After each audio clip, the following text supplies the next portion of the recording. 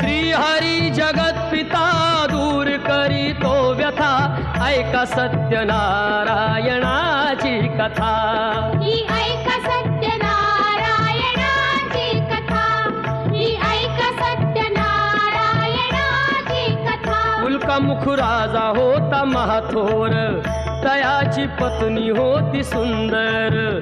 नदी किनारी एकदा त्यांनी घातली महापूजा दोघांनी.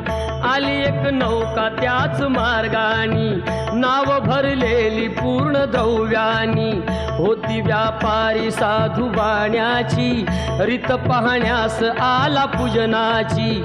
उल्कामुख त्यास बोले ऐकावे, व्रत नारायणाचे आचरावे. मनोइच्छित फळ मागावे, चरणी श्रीहरीच्या लागावे.